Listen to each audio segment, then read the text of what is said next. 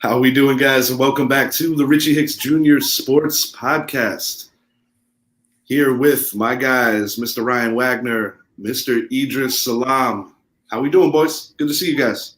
Very good. Ryan. Like how I kept that straight face, man. He slipped that joke. He slipped that Eddie Murphy joke right before we started. I was like, shit, man. But now, held it together. Got a lot of topics to speak on. We're going to talk a little bit about two legends, one in the rap game, one in the NBA, who are long gone, one by death, one by retirement, that are getting called out by lesser talented dudes. Aaron Judge and Matt Carpenter making Yankee history yesterday, and the Yankees are currently beating the snot out of the Red Sox 11-2. We've got our NFL hot takes, our home run derby predictions, as well as my favorite segment, Start Bench Cut. Let's start here with some of this shit talk. Ja Morant says he'd cook MJ if they played each other. Fellas, has he lost his mind? Is he angry? Did he not get enough toys as a child? What's this bullshit about? Have at it. I want to hear this. All right. Let's start this off. That's the problem with this new generation. They look at it as if what they're doing is something no one else has ever done and all this, but they don't realize, and this is not to knock them, but you're playing in a league right now where a lot of stuff you can't do. You can't hand check. You can't do anything. You really can't play defense.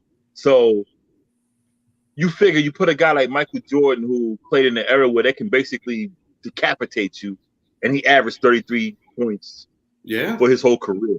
Yeah. Now put him in a league today where you can't put a hand on. And see what Morant is smaller, he's shorter, and he doesn't play defense. How are you going to beat Michael Jordan if you can't play defense? That's all I got to say on that. Wags, you're a Bulls fan. What do you have to say about this? I try to be non-biased and think about where he's coming from. Monster athlete. To piggyback off what Idris just said, he's probably thinking with not only his ego, but he's also thinking with his offense. So yeah, fine. Yeah, he could score on Michael Jordan. Oh yeah, every single time. What? Nobody scores on Michael Jordan every single time. You keep forgetting, even in 1988, he was Defensive Player of the Year, I think, or at least first team all defensive. People always remember from his offense and his poise, but he's a monster. And right, Jordan. I don't know. I don't want to discredit younger athletes for not being. He could be a super genius, and maybe he's already thought that in his head. Like with today's rules, no one's going to cook Michael Jordan. So that's kind of ridiculous. Maybe he's trying to just pump up the noise, the social media noise by saying something like that. But he can't obviously. Yeah, he's not going to stop Michael Jordan, unless they're playing what's it called, ball of hand, or what's it called when you the hand check. No, not the rules, but when you're playing one-on-one with somebody, like if I score against you, I get the ball. Mm-hmm. There's a chance that winner's house. Yeah, make it take it winner's house. Back in those days, they used to use players like a Kurt Rambis or a Bill Laimbeer or Bill Winnington with the Bulls to foul the crap out of somebody. Try to get. I still remember that 1987 highlight. I think it was 1987, where somebody from Boston maybe or Detroit was going for a layup, and Rambis literally just pulled him down by his head. Boom! What is that called? Personal foul. No flagrant. No flagrant. My thing is this. I love his confidence but My thing is this. If you have a player who has a resume of a LeBron James or a resume of a Kobe Bryant or a Tim Duncan, those three came after Michael Jordan, maybe even Shaq. They can get a little more rope if they want to be critical against previous legends because they're legends in their own right. Ja Morant is a world of talent, very athletic, kind of reminds me of a souped-up version of Dominique Wilkins when he was in his heyday. And I like Morant, don't get me wrong. But you don't have the resume, the rings. You don't have half of it of what that man accomplished to even play around like that. Because better players than Ja Morant got cooked for talking shit to MJ in his prime. And I always kind of get a little annoyed when guys feel comfortable talking shit about a man that is far removed from the league that can't play you. That's really all I got on it. I like your point about his defense. His defense was all world, and he was the best scorer of his generation. Go ahead, Idris. Yeah, the way I see with Morant, great talent. Can't take that away from him. But when you win most improved player from the year beyond in the year that you were supposed to be great anyway, that says something. That means, you didn't really, And see, this year, and I don't want to keep, with the time, but no, we're good. We got plenty of it. Go ahead. The Grizzlies had a better winning record without Morant on the court. Yeah, not the best time to talk that shit. Right. And I'm not going to say they're a better team without him. I don't necessarily believe that to be true. But you did make a good point in the very beginning. He doesn't play defense. Gotta play defense. I don't have the stats in front of me, but I do recall the Grizzlies playing good team defense in his absence. Something should be said for that too. Jordan was a two-way player. Scotty was a two-way player who was unselfish, because I do think Scotty's scoring could have been better if he was on a different team. But as their number two player, their second best player, and also a facilitator for that offense, because Pippen revolutionized the point forward position, he made a lot of sacrifices for the betterment of the team. As far as, you have a lot of great number twos in the league now, or even guys that are number ones that you still compare to Scotty. Point to be made is different generations. A lot of these stats, they get blown up because of the rules. And it's not just the NBA. You could say the same about passing in the NFL. Right. You could even talk on a level about baseball too, with some of the numbers that are a little different. But yeah, dude, it's Michael Jordan. I mean, shut up, dude. Like that's all I got. I'm moving along unless if either one of you want to add to this. I'm done. Moving along. I'm good. He knew he was gonna get noise on this. So, I guess if there's no such thing as bad publicity, good or bad, I can't pretend to get into his head, but he's got to be a lot better to talk that shit. That's all I'm saying. If Kobe rest his soul, time to be a lot better. Talk that shit, he had a better platform to do it and a better resume. Shaq, the guys I mentioned, not that dude. Yeah. Plus, you can't play him next year. It's not like he says, I'll cook Steph Curry one-on-one, and then next year. That's what I'm getting at. You can't play the guy. You can play him. You can maybe, despite the age difference, still, yeah. All right. T-Pain says, today's rappers would eat Tupac lyrically. It's kind of the trending theme. Has he also lost his mind? Either one of you that want to jump on this first, go right ahead. Did he actually name anybody that he was talking about in today's game? Not that I saw. I mean, there are some good lyricists that are still around. Yeah. Lupe could spit. I like J. Cole. Yeah. Nas is still around. Nas and Tupac bumped heads back in the 90s. Absolutely. But late 90s.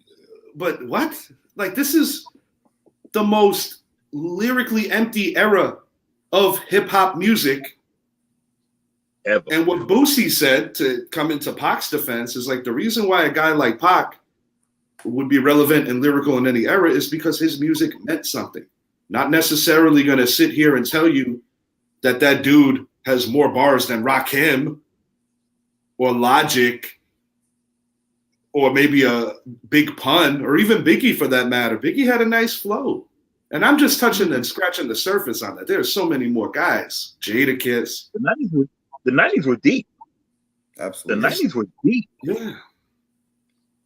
It's just, once again, I think my real question is, why is everybody so comfortable talking about retired people or talking about the dead? I don't get that shit.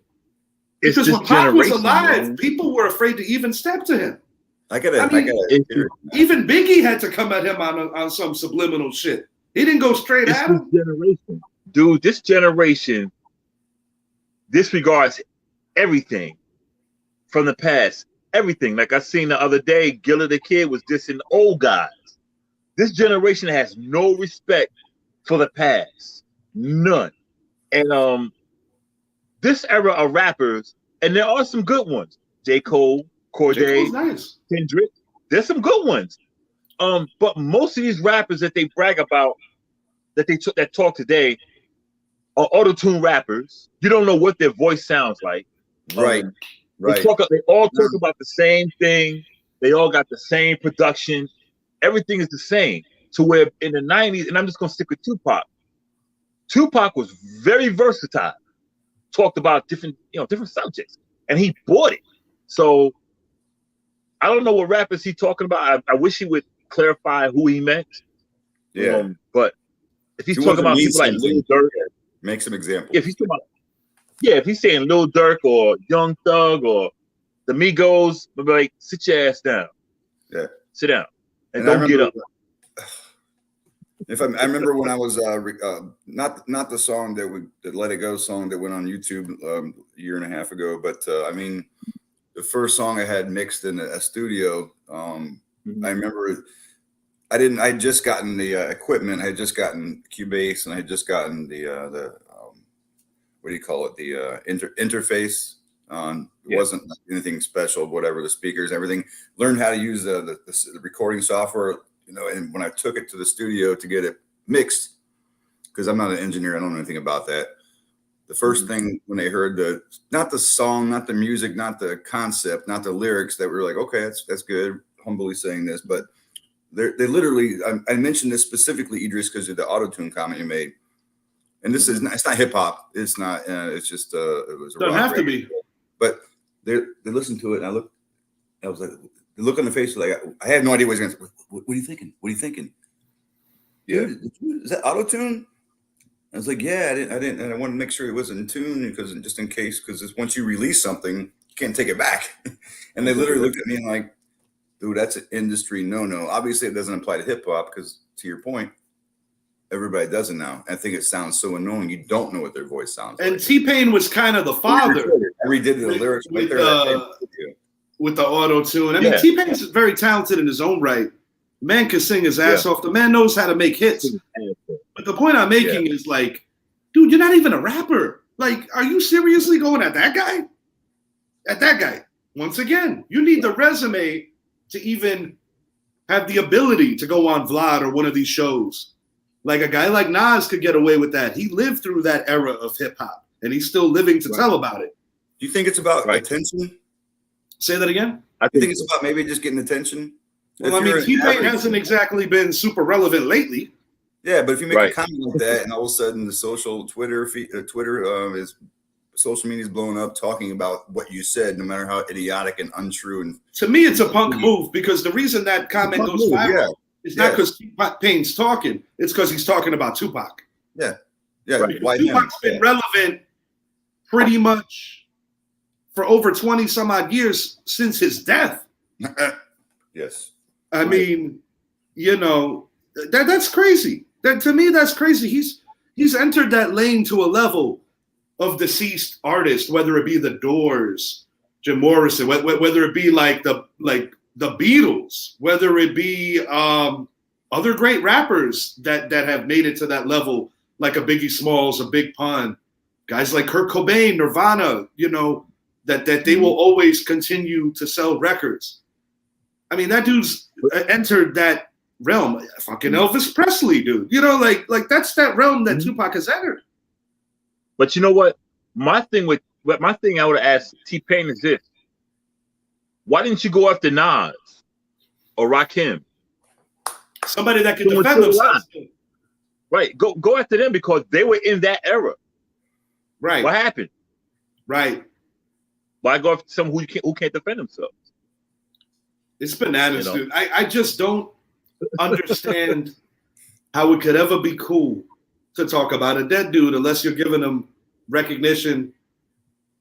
I don't get it. I will never understand it.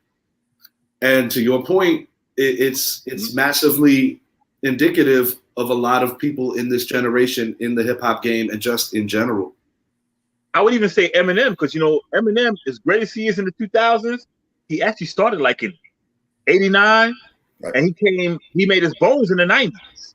Yeah, late '90s is when he kind of hit the MTV and had that big breakout album.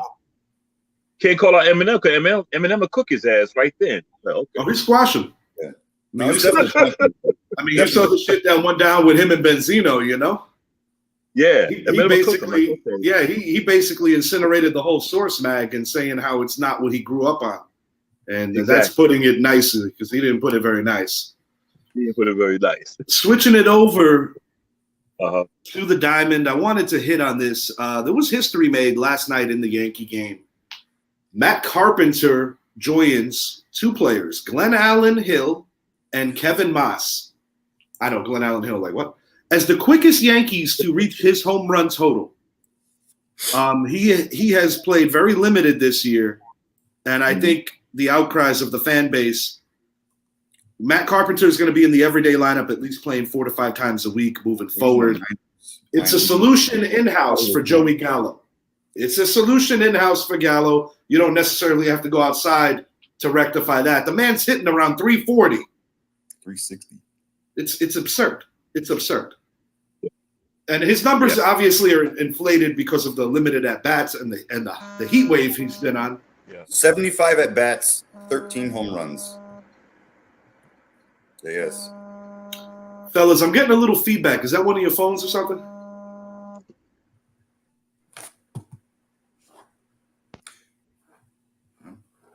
All right, no problem. Maybe that was just in and out, no bigs. Aaron Judge, the other part of this history-making evening, tied Roger Maris. Going into the game, he needed 2 home runs for the most home runs at the All-Star break in Yankee history.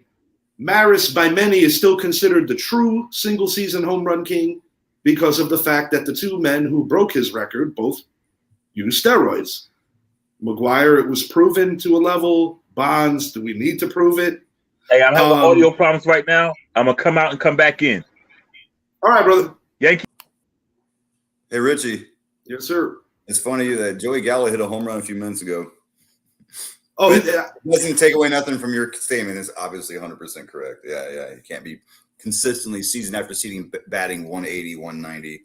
You may get your 20, 30 home runs, but strike out a crap ton of times. And that's not even happening. He ain't getting those 30 no more. No. I mean, that man is sitting on 10 home runs, and you said he just hit a homer, so that would make it 11. Right. He's not horrible. And then he's not getting the walks. The only thing he still brings to a team is speed and defense, but on a championship caliber team, you cannot afford to have 4 automatic outs every game. You just can't. No. He's a rally killer. He's a drive killer. He tries hard, but the thing that frustrates me with him above all else is that this man does not make adjustments at the plate. It's insane to me how he does not make adjustments at the plate. But the Yankees were kind of going into a bit of a slump. I released a video yesterday kind of diagnosing the root causes of their recent struggles and also what they still need. I honestly think – tell the fans where you can see that video. Go ahead. I didn't mean to cut you off. Can you tell the fans where you can see that video that you just mentioned? Oh, no, they follow. They know where it's at. Right here on, via StreamYard, YouTube, the Facebook page. Oh, okay. The thing is, I feel that in the Yankees case, a lot of the answers are already in-house. I don't necessarily think that they have to go outside to improve the roster. Zach Britton's coming back. Domingo Germán's coming back. Matt Carpenter's hitting the shit out of the ball, and he's not an everyday player. It looks like it's starting to trend in that direction. If they get sick enough with Joey Gallo, bring back Miguel Andujar. You stole that from me. I was going to say that. Put him. Every single answer is still in the building. Love that guy. Small sample size. Love that guy. Yeah. I mean, defensively, that was always his holdup. But sometimes you got to give up something to get something. And in the Yankees case, the two biggest issues in that everyday lineup have been Aaron Hicks, have been Joey Gallo, and a big cry amongst Yankee fans has essentially been that you don't want those two guys in the same lineup. Idris, I'll just speed you up for a second, buddy. I was speaking on Aaron Judge's record-setting 32nd, then 33rd home run, 33rd, which tied Roger Maris. Judge has, I believe, 70 games, including today, which is about to be over, to catch Maris. He needs 29 home runs to catch him, 28 to tie him. He has a real shot. And I think in Yankee lore, especially coming from the Maris family themselves, they are very supportive of Aaron Judge breaking this record because of the controversy that came from the Mark McGwire situation with the steroid situation. And, when Maris broke the record because MLB went to the 162 format, he was not recognized as the home run king for regular season during the course of his life. He didn't actually get that recognition until after his death, which is all kinds of shitty. I just think it's meant for a Yankee to do it. I'm not saying a Yankee has to crush 75 to be the home run guy. That stat has been kind of taken back and not looked at the right way because of the steroid debacle. But I was also mentioning to Wags, I believe that all the Yankees' answers are already in the building. Carpenter needs to hit more and play more. You put Stanton in the field. We're getting back Herman. We're getting back Britton. Andahar could still be the solution, which is in Scranton right now. DFA Joey Gallo, move along. If somebody's willing to package up a trade, get rid of him and get another bad contract, but just get a different human being in the building. Just get another guy. Get him out of here. Yeah, Judge hit 2 today, so. Yeah. Yeah. Yeah, unreal. Like I said, 13-2, bottom of 8th inning. Yankees are at bat. I think it's important to think what we were talking about before the show, too, not to think that just to recap, if anybody hasn't watched the game, Chris Sale has returned a few days ago, and it's just a few scoreless. And then in the first inning today, had a comebacker off. Was it Hicks that broke his finger on his pitching hand? 106.7 back at you from the plate to the mound. That is scary. He's lucky it didn't hit him in the face or anything. That could have been really disastrous. Red Sox were already thin, shallow at starting pitching anyways. He just came back. He missed the whole year. He just came back. This was his first start back with the I think the second start back with the team, but very unfortunate. Yeah, I don't wish that on anyone. No. We're going to be moving it along. I'm sorry, you just go ahead. No. I was agreeing with you. Yeah, my bad. I caught a little feedback off that, but we're good. No, you're good. Got some hot takes, man, kind of going all over the place with these hot takes. All three of us have contributed to some of these NFL takes. A lot of NFL shows are going to be coming in the near future. We're going to kind of go round robin and throw one of mine and throw one of his. Former Florida Gator Dameon Pierce will shine in Houston as their RB1 on a very offensively challenged team. This is a player I really admired in college, playing in the best division, which is the SEC. I wanted the Giants to give this guy a look because of the uncertain future of Saquon Barkley. I like this player. And I think in an offense like Houston's, although they will be playing from behind more times than not, I still think this kid could put up a solid 800-yard rushing year and solidify himself as one of the bright young stars. I agree. Him playing in Houston is going to help him a lot because of that, their lack of talent. And if he can shine, I mean, hey, I wish we would have picked him up too just to see, because we don't know what Saquon is going to be like. But I think we're going to be okay. I'm optimistic with Saquon. But I think this kid in Houston, I think he's going to do well. Yeah, I mean, and I don't think their quarterback's as bad as everybody says. I thought he was admirable at best. in the absence of Deshaun Watson last year.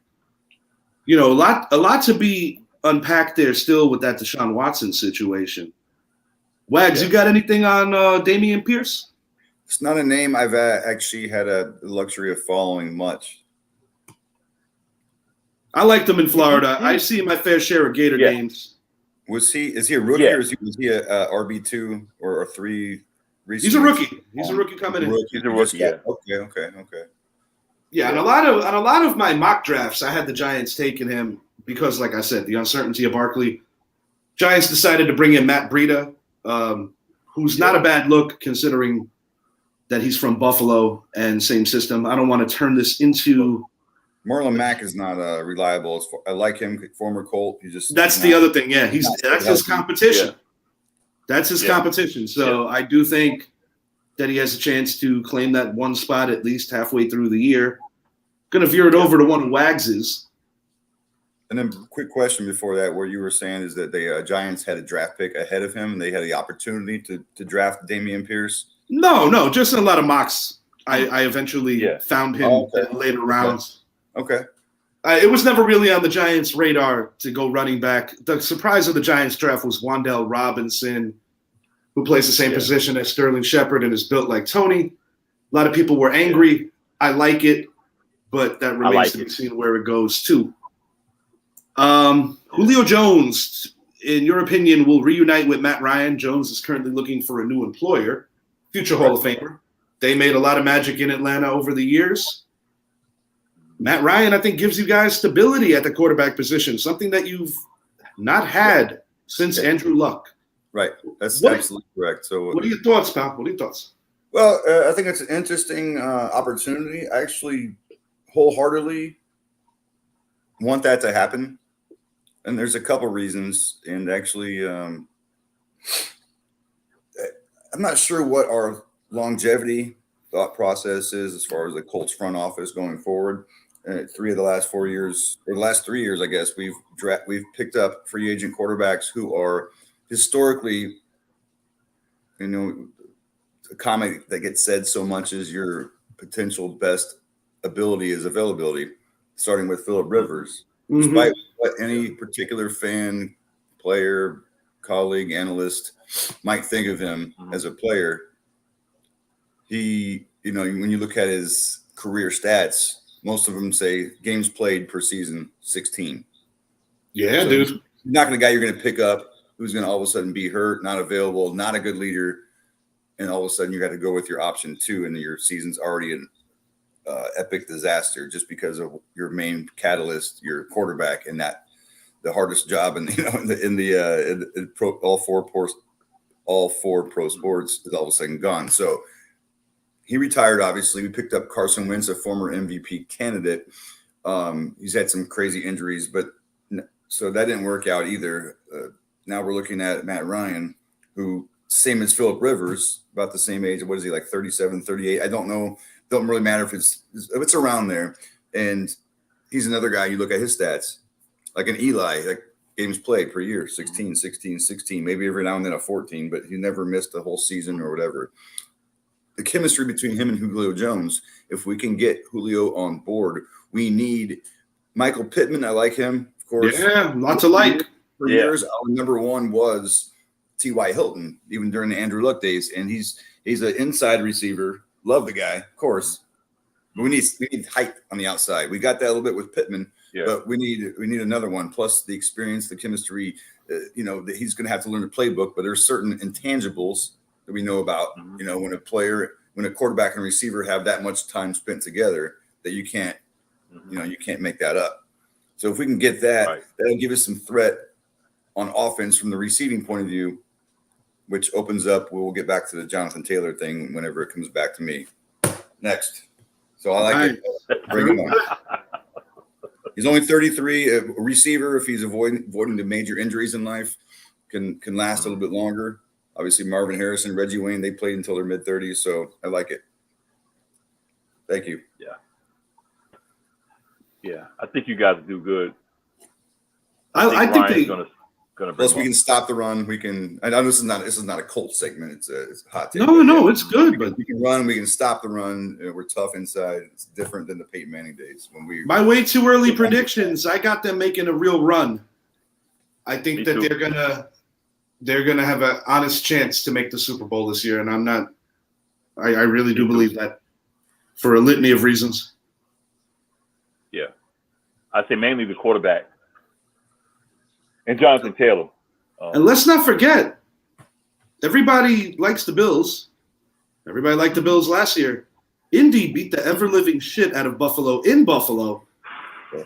And I think they showed a lot of people how to beat that team in Buffalo. Use the elements against them, run the ball down their throat, play stout defense.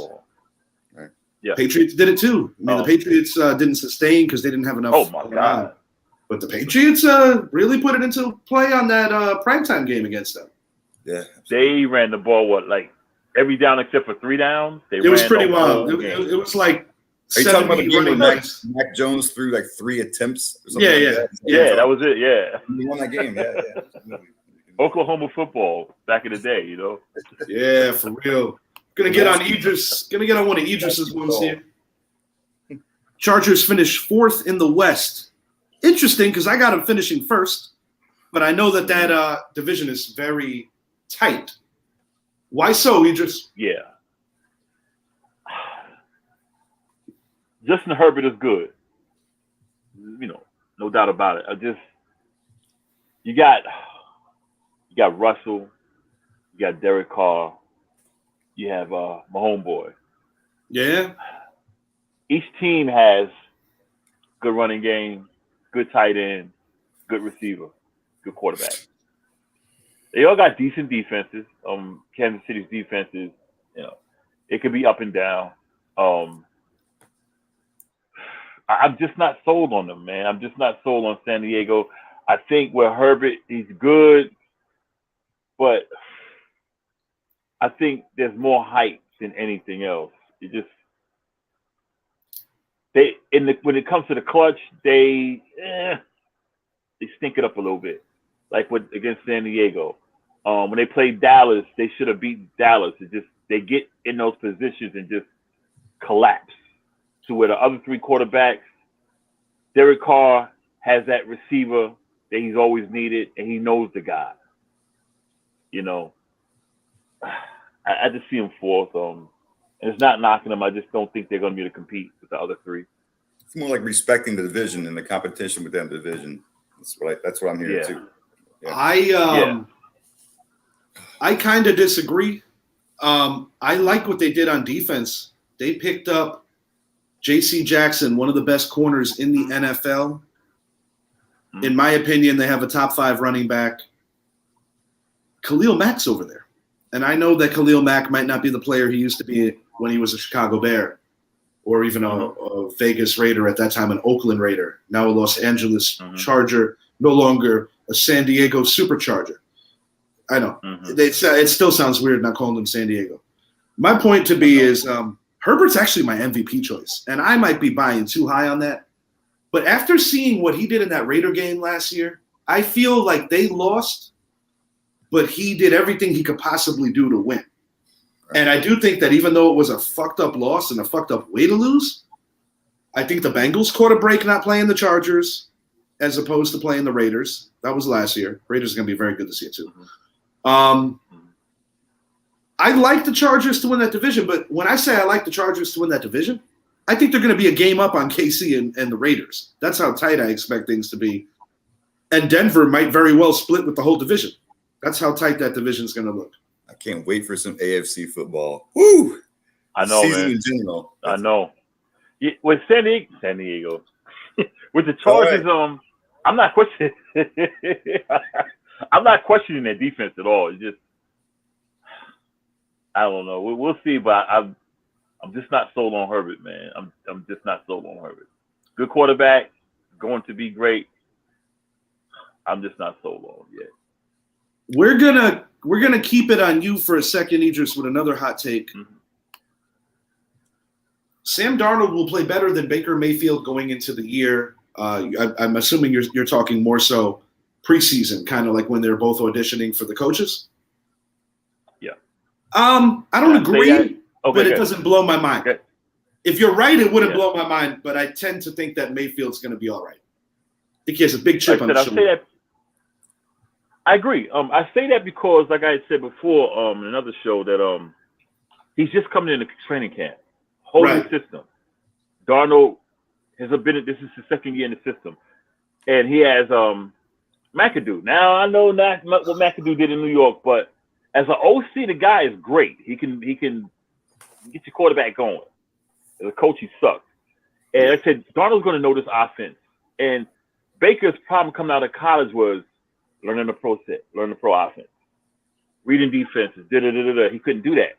Darnold's been around a certain amount of time, but Darnold has been in that position where he had to actually. Darnold's never had the talent Mayfield had. Now Mayfield has to go to a team where it's not very talented, where the coach that is on the hot seat. One thing that I do tend to agree with on this is it's interesting because Mayfield's on the last year of that Cleveland deal, now playing for Carolina. So they don't really have any true pressure to totally bring him in right away if you are correct, and they do feel that Darnold is ahead of him going into the year. But at some point, I definitely see the change happening because if Darnold was going to be that guy, it would have happened already. It didn't happen with the Jets. Yeah. It's yet to happen with Carolina. And to both their defenses, you need Christian McCaffrey to have the ability to be the best you could be on that team because of his ultra talent. That's all I got on that. I think Baker will get in there. I think he'll probably get the start. Because, they're paying Baker pennies. Cleveland got that contract. They're only paying Baker $4 million. They're paying Sam $20. So I didn't know that. I think they'll play Baker because they said Sam has already been in there and they saw what they have. But I think he'll outplay Baker in the preseason enough to win the starting job. But I don't think he'll get the starting job. Maybe the most important preseason competition as far as two guys who are not rookies. Ooh. Yeah. They came out the same year, too. I can't wait. Yeah. Yeah. You know what? You mentioned a comment, Richie, to both of their defenses quote you just said a moment ago. Yeah, I just Sam Darnold's been spending all his years with the Jets. He's had 1 year over Baker in Carolina, of course, his second year, right? Which is obviously Baker's about to be first. Is that right? Second or? No, you're right. Second. You're right. Yeah. And then Baker's is going to be his fifth year in the NFL or fourth? I think he's in year 4. I think it's four. Yeah, both will be in 4. He should be in year 4 because both are. Yeah, another new head coach. They came out together. Wait a minute, Baker is in year 5. Baker's in year 5 because Jones is in year 4. Kyler Murray was 1 year after Baker. Okay. Is that right? Yeah. Mayfield came out with Saquon, so he's a year ahead of Jones. Yeah. So how many head coaches has Baker had? I don't know off the top of my brain. I don't know. You're right. It's going to be Baker's 5th year, right? Okay. This would be his 4th coach because he had Hugh Jackson. Right. I think that's right. Then Freddie Kitchens. Freddie Kitchens. And the guy last year. Stefanski. And then now Matt Rule. Yeah. That's a lot of coaches. Yeah. That's a lot of coaches. All I meant by that was the whole comment of what you said to both of their defenses. And so I think it's going to be a really healthy playoff preseason. Oh, yeah. See who is QB1 on the depth chart come opening day. We're going to keep this on the theme of quarterbacks. I'm going to hit you with one of mine. Aaron Rodgers doesn't have another MVP year because of the fact that the Packers' strength is going to be running the ball, playing stout defense, and obviously they lost Devontae Adams. Romeo Doubs kind of reminds me from a skill set of a young Plaxico Burress out of Nevada. I've made mention of him on previous shows.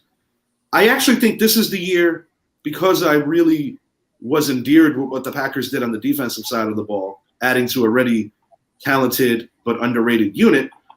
I do think that Rodgers, this is an opportunity to really show off his greatness, because without his number one, I think he could build up confidence of a lot of other guys on that team, guys that are capable that haven't necessarily ever been a number one at that level. But I think Green Bay is in the mix to be a top 3 team again.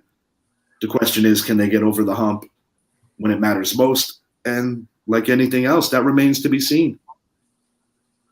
That's all I got there. I agree. I want to hit on Wags' final one here because I want to make sure I leave us enough time. Go ahead, dude. Taylor for 2K. I'm going to say, verily, it's definitely possible. We'll do the obvious disclosure, barring injury, barring any major injuries on their offensive line. If their competition, especially in the division that they have, where you can run all over teams in six of the 17 games in the year, for the most part, healthy offensive line, a defense. It doesn't really matter the whole. That's why with Julio Jones potentially is going to spread out defenses. They're not going to be able to put nine in the box or whatever.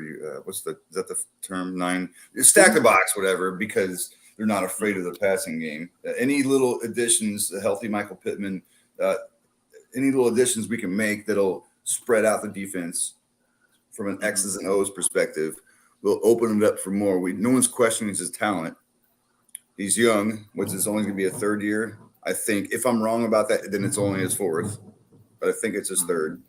The running back, the typical running back lifespan for a back that is not sharing time. He's the feature back. It's usually 3 to 5 to 6 years, something like that, or maybe 4 to 6 years, something like that. You could argue like 3 to 5, a little bit here, a little bit this or the year, but he's right in the middle of that. So I think he's not going to be a surprise this year because we all seen what he did last year.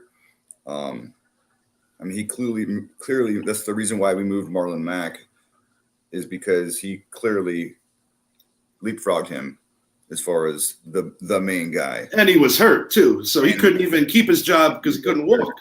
That's right, absolutely. Right. Yeah. So I think with all those things being said, tying into the first hot take, which I don't mind doing both in the Colts since that's where I'm from and that's my team, but I'm really excited to see what we do in the Buffalo comment. Or no, the San Diego, whatever we're talking about as far as increment weather, when you can stop the run, when you can run, and you're good in the trenches. There is no, obviously we play in a dome, but as far as our 8 to 9 road games, there was no weather scenario that could hurt his game. It's just going to get better if we have to go on the road. Yeah. The guy who it might affect more is your quarterback because of his whole career in a dome. Although it's far removed, he did go to Boston College. Matt Ryan is a tough dude that doesn't get enough credit for being a tough dude. I'm going to piggyback you on this because I kind of typed this while you were speaking. Yeah. I agree with you. Taylor and King Henry, in my opinion, the new king and the king that's trying to get the crown back, neck and neck going into the final week of the year for the rushing title. And I want to move this along. We're getting over to our home run derby winners. I want to say this quickly. What I really like about this particular competition is, in addition to the excitement of Alonso possibly going for a three-peat, no home run derby in 2020 because of the pandemic, you also have Albert Pujols competing. So he's going to be in the derby in addition to the All-Star game as a legacy add-on. And I think it's right because although Pujols isn't that player now, if anybody deserves to be in a competition and a game like that, it's him. And I'm just going to kind of comb through, let the viewers see who we picked. Pete Alonso, that's Idris's pick. I myself am going with Juan Soto, who I believe is going to knock out Pete Alonso in the final. Wags is taking Kyle Schwarber, but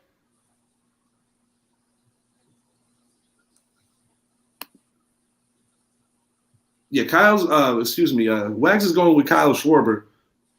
Mm-hmm. But Wags did make a point that he believes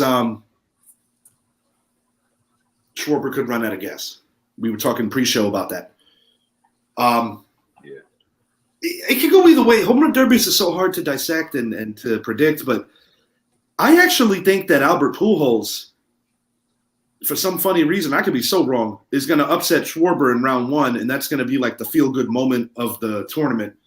But Schwarber is definitely a heavy favorite, so it wouldn't shock me if you're right on that.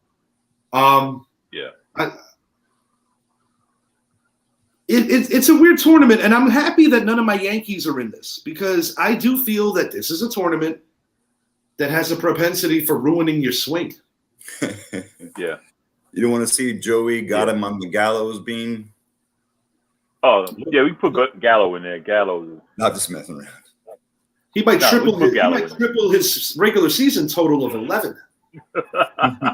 Yeah, put Gallo in there. One guy that I think would kill it in this event, but at the same time, I don't want him in there because of what I just said is Giancarlo Stanton. Yeah. He'd probably kill it, but I think the Yankees got their eyes on a bigger prize. Garrett Cole's not pitching in the All-Star game because he pitched today. I myself like that. I think it's better for the newbies. Guys like Cortez, guys like Holmes, guys like Trevino, first-timers. It's a bigger deal to them. These other guys are always used to being there.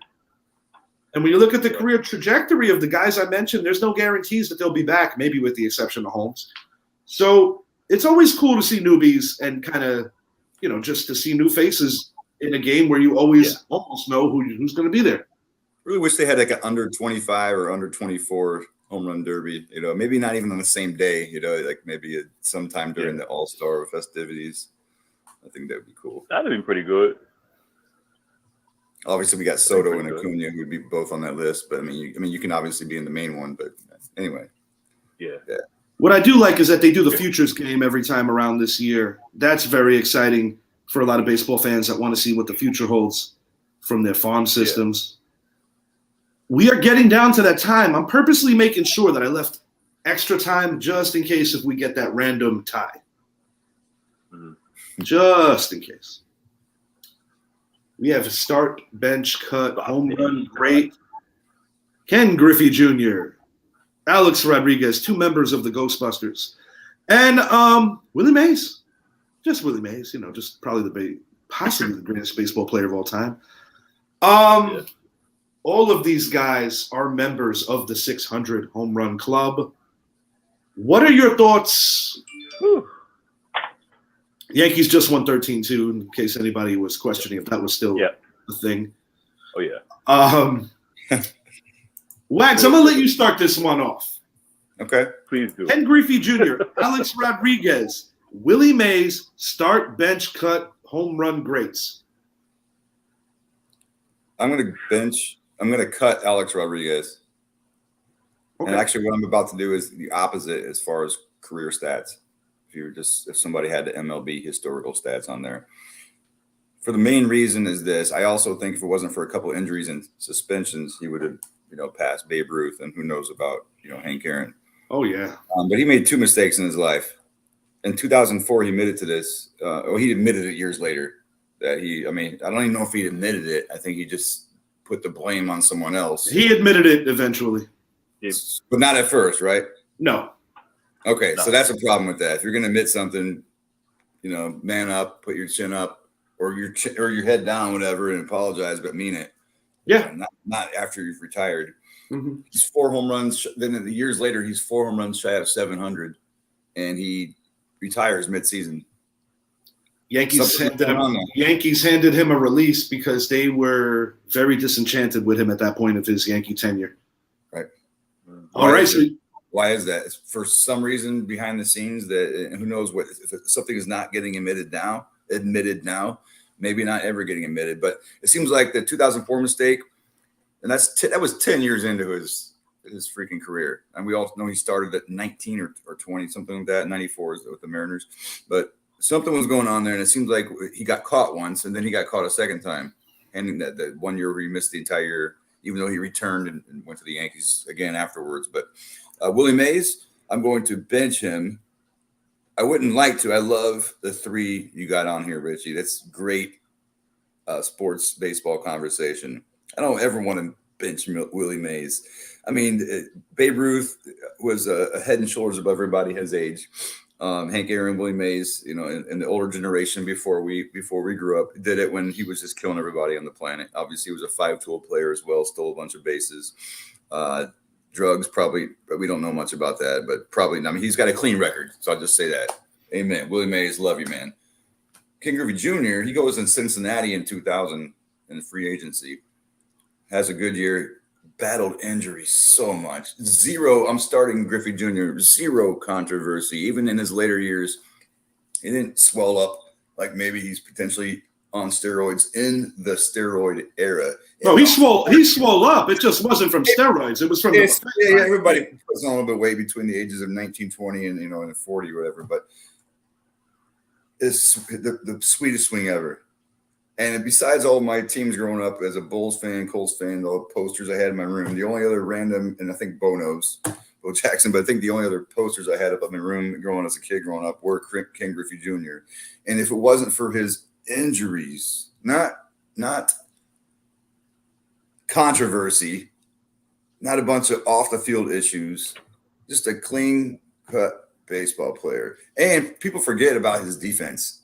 Oh my God, in center field, I can't remember what year it was. Maybe the year before or after this, probably the year after the strike where he broke his wrist and missed most of the season by colliding with the wall and making the catch at center field.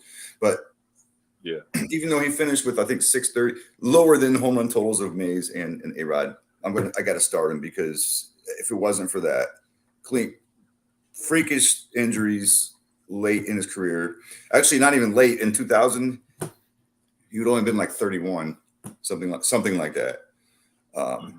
Into his 30s, injuries, he would have probably been in the 700 home run club. So that's my answer. Starting Griffey Jr., benching Willie Mays, and cutting A-Rod. Thank you. All right, Idris, you up? That's my order. Same way. With A-Rod, I'm cutting him because as great a player he was, there's too much drama, man. He's a good fielder. There's too much drama. Lied and you say, yeah, okay, I did this, and it's off the field issues, marriage and all this other stuff. He can hit the ball, but and him being with the Yankees, it's not down on our team. I mean, God, the team he was winning, look what we had, man. So he's one of those players that you couldn't pitch around because you would have to pitch to someone else who would knock the shit out of the ball. So it's a situation you had to pick your poison as a pitcher. Throw it to him and risk it going over the wall, or throw it to the next guy or risk it over the wall. Not to take away what he did, but Willie Mays, I mean, good for the game. Powerful hitter, infield and home runs. Good base runner. Not the most nimble person, but he'll take off running and steal home, which is hard. Great outfielder. I mean, can't take nothing away from him. Now Griffey, run the bases, great outfielder, hit the ball. With Cincinnati, with Seattle teams that should have won something with him because the guy was just knocking the ball all over the park.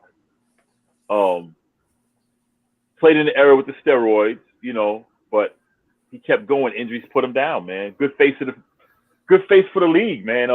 That's all you heard was Griffey played with his father. I mean, God, man.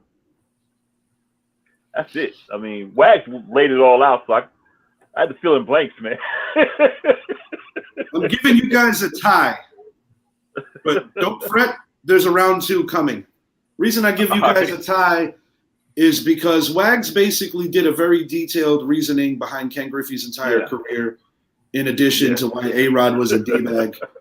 And in between, he made a logical reason as to why he benched Willie Mays. I think you danced around what he already said, but still gave enough to pull that tie. And plus, you guys picked the same players. Yeah. Now I'm going to have to be a little more strict on time, give you guys 90 seconds each.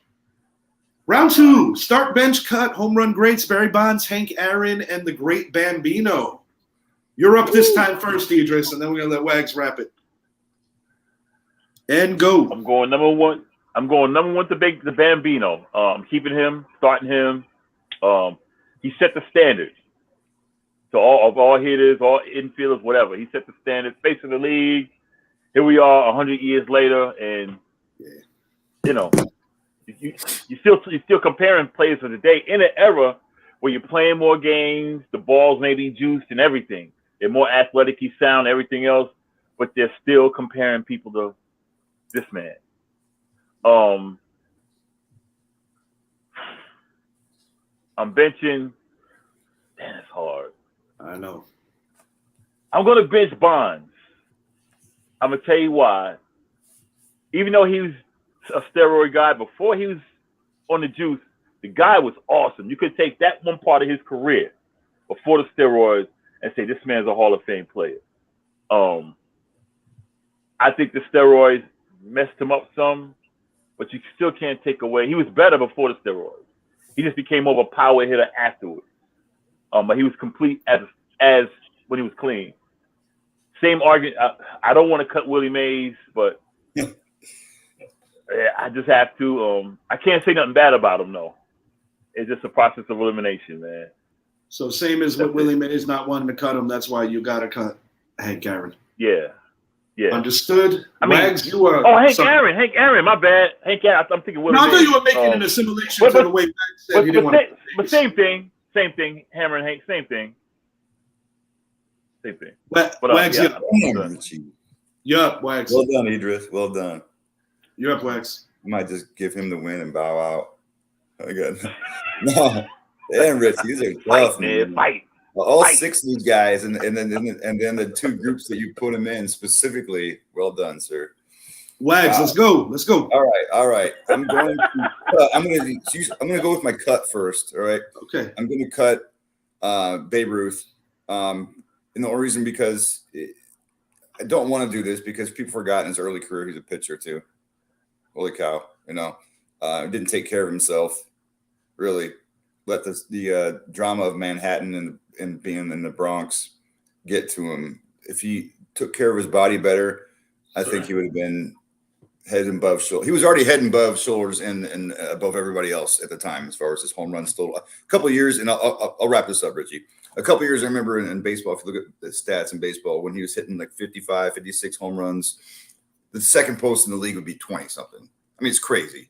It's crazy. Aaron, I'm going to cut Babe Ruth. Do not want to at all. I'm going to bench Barry Bonds, despite the fact that he was I think he might have been the only other person, maybe Willie Mays. I don't remember. I don't think Willie Mays, the 500 club as far as 500 steals. And a lot of that goes back to the Pittsburgh days. I mean, a 5-tool player. But it's the cheating aspect I can't get around, kind of like the A-Rod, why I cut him. But despite that, he just finished with about 50-some home runs more than Babe Ruth for his career. And then the 70, just the steroids and everything, I hate it. It put such a damper on the game. But, man, 72 home runs? Are you kidding me? 74. Sure? Yeah. 74. Oh, 2001, I know it was that year, I think. And then I'm going to go ahead and start Hank Aaron. Just because during his career, he was in the civil rights era, I believe. I mean, he would go on the road and have so much like odds stacked against him, and still ends up with 700 and some I don't remember, 650 some home runs. Just his longevity of his career too. Classy guy too, classy guy. I don't know Barry Bonds as a person to say he's classy or not. That's it. All right. All right. I want to give it to Idris. Sorry. Yeah, but you're not the judge, so stop talking. Call up mouth wags. I am giving it to Idris too, and I'll explain why. You're starting the whole Babe Ruth thing getting cut. That was the end of all of it. I'm cutting Barry Bonds, and I'll be honest. I think Barry Bonds is the best of the 3 players, but Barry Bonds cheated. Babe Ruth is number 2 because I want to make sure that I'm not being a homer, even though I love the Yankees. Hank Aaron is number 1. The one reason why I'm agreeing with Wags on this one, the era he played in, But to be fair, I also think that in Hammer and Hank's era, there was a lot more travel. 10 seconds, boys. That is that. Idris wins.